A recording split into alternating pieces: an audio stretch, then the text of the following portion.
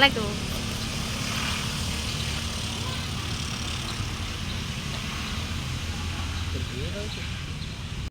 Assalamualaikum warahmatullahi wabarakatuh. Kami akan menjelaskan lebih dalam salah satu jurusan di SMK 1 Kerangilan, yaitu TJKT. Kenalkan, nama saya Ilham Nasruddin. Saya Ica. Saya Indah Herlina Pratiwi. Saya Imanan Habib. Kalian tahu nggak deretan kelas di Prodi TJKT? Ini dia deretan kelas di Prodi TJKT.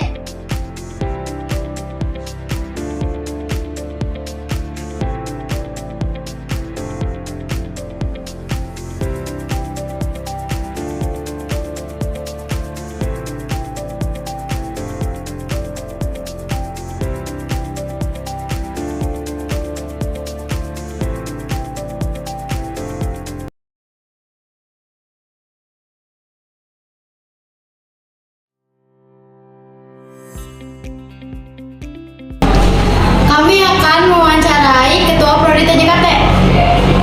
Pertanyaan pertama itu, apa yang dipelajari di jurusan TJKT? Seperti kalau kalian memang ingin masuk ke TJKT harus tahu kepanjangan dari TJKT dulu. Apa coba? Kepanjangan TJKT itu Teknik Komputer Jaringan dan Telekomunikasi. Teknik jaringan komputer dan telekomunikasi. Yang jelas berarti yang dipelajari jaringan komputer. Bisa tentang pasang LAN, fiber optik, kemudian router itu yang bagaimana, switch, access point, itu yang harus kita pelajari di TJKT.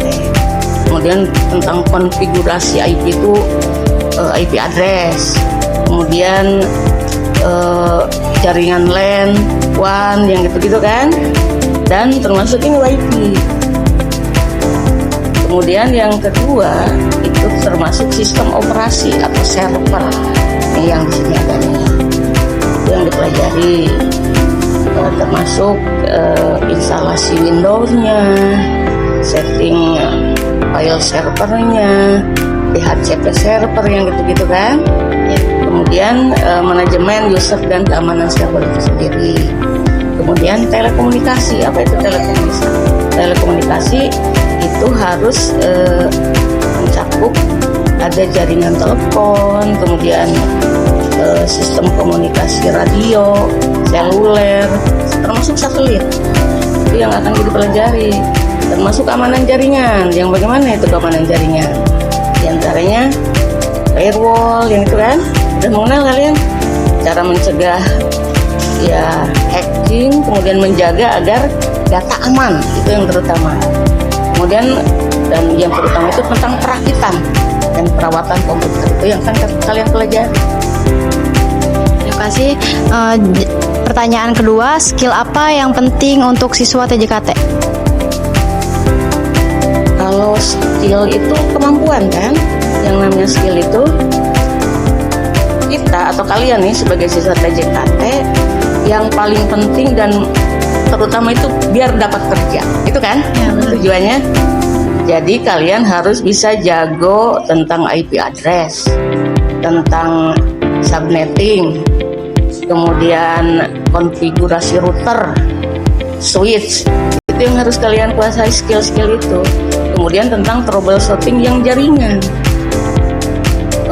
kemudian Linux dasar juga harus kalian kuasai, dan terutama tentang keamanan jaringan dasar, kabel, perakitan, banyak soft skillnya, dan terutama bagaimana kita bisa mengkomunikasikan atau mendokumentasikan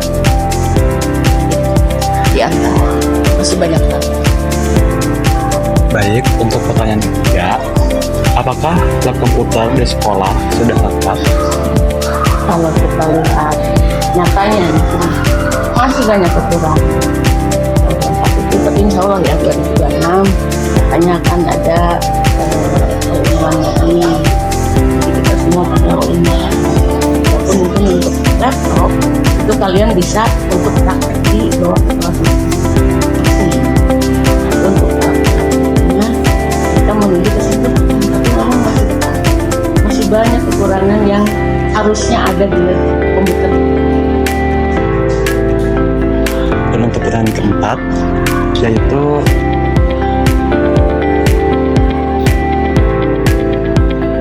pesan apa yang ingin disampaikan guru kepada siswa TJKT? Siswa apa calon siswa? Pada calon Siswa. Kita sebentar lagi kan sudah mulai ya. Kalau dulu namanya PPDB, kalau sekarang namanya SPM. SPMB. Nah, tentunya untuk ketika misalkan si anak itu mau masuk TJKT, itu harus ditegaskan dulu, mungkin bagi ibu ya sebagai prodi TJKT. Pertama, masuk TJKT itu bukan untuk main game. Kemudian siap kotor dan bisa berpikir logika. Tentunya juga skill ketika belajar di TKJ ini harus bisa dipakai untuk cari uang. Dan dunia IT ini berubah.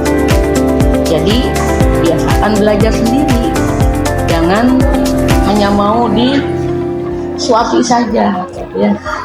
Kemudian jaga kejujuran, karena ketika kamu akan kerja di dunia IT, kamu itu pasti akan pegang data orang. Jadi harus amanah, harus jujur. Baik, Bu.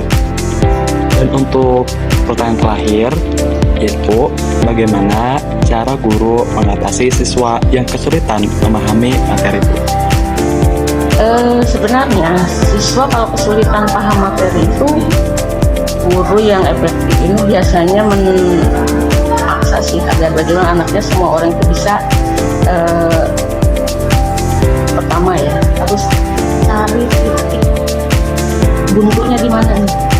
Kalian udah belajar, kenapa sampai misalkan tidak buntu aja pikiran kalian? Nah itu harus cari titik buntunya di mana. Dia harus tahu konsep dasar, harus tahu misalkan gini, biasanya karena belum paham IP address, nah selesaikan dulu yang mau dasar dulu.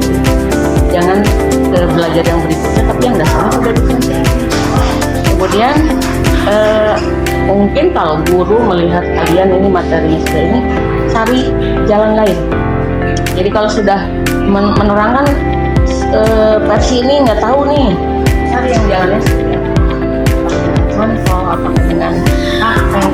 Dan biasanya kalau misalkan di TKJ itu harusnya dilakukan. Kemudian mungkin dari segi guru juga akan menurunkan tingkat kesulitannya. Jadi yang mudah dulu nih, yang apa nih yang kira-kira lebih gampang kalian ikuti gitu kan. Kemudian